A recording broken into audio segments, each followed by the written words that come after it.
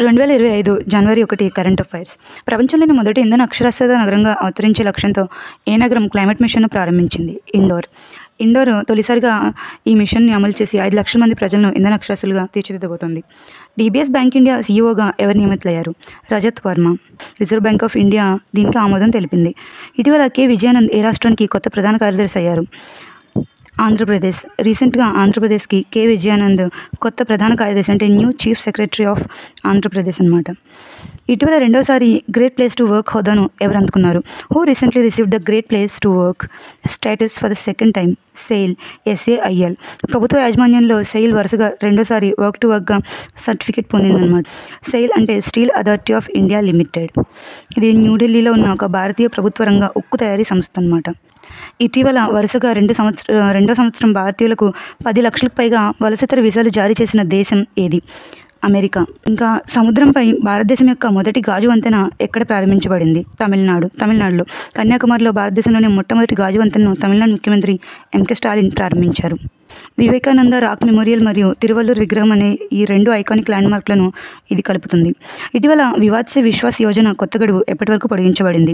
31 జనవరి 2025 వరకు పొడిగించబడింది. Central board of directors taxes అంటే CBDT అంటాము. వివాద్ సే విశ్వాస్ స్కీమ్ గడువును డిసెంబర్ 31, 2024 నుంచి జనవరి 31, 2025 వరకు పొడిగించారు. ఇటీవల ఏ రాష్ట్రంలో 2024లో నేరాలు 22% పెరిగాయి? తెలంగాణలో నేరాలు 22% పెరిగాయి. నొప్పిలేని ఇంజెక్షన్ కోసం సుధిరహిత షాక్ సిరంజిని ఏ IIT ఇటీవల అభివృద్ధి చేసింది? IIT ముంబైకి చెందిన పరిశోధకులు షాక్ సిరంజిని అభివృద్ధి చేశారు. అధిక శక్తి పీడనం లేదా షాక్ వేవ్లను ఉపయోగించి చర్మాన్ని గుచ్చుతుందన్నమాట. CRPF central reserve police force director జనరల్గా ఇటీవల ఎవరు బాధ్యతలు స్వీకరించారు?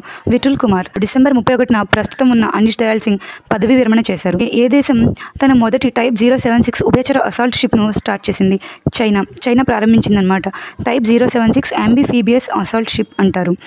అలాగే తము లోసర్ పర్వ్ ఈ పండుగను ఇటీవల ఎక్కడ జరుపుకున్నారు? నేపాల్లో. తము లోసర్ పర్వ్ అనే పండుగను సెలబ్రేట్ చేసుకున్నది నేపాల్లో. Kings cup international badminton open 2024లో భారత ఆటగాడు లక్ష్య సెన్ ఏ పథకాన్ని గెలుచుకున్నారు? Bronze medal. కాంస్య పథకాన్ని గెలుచుకోవడం జరిగింది. 2024 ICC ప్లేయర్ ఆఫ్ ది ఇయర్కు ఏ భారతీయ క్రికెటర్ నామినేట్ అయ్యారు? జస్ప్రీత్ బుమ్రా.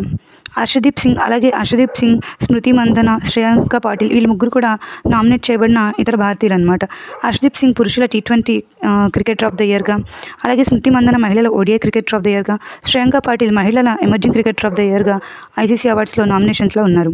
అలాగే న్యూఢిల్లీ ప్రభుత్వం ప్రారంభించిన పూజారి గ్రాంతి పథకం కింద ప్రతి నెల అర్చకులకు ఎంత ఇవ్వాలని చెప్పేసి గవర్నమెంట్ స్కీమ్ వచ్చింది ఢిల్లీలో. గ్రాంతి స్కీమ్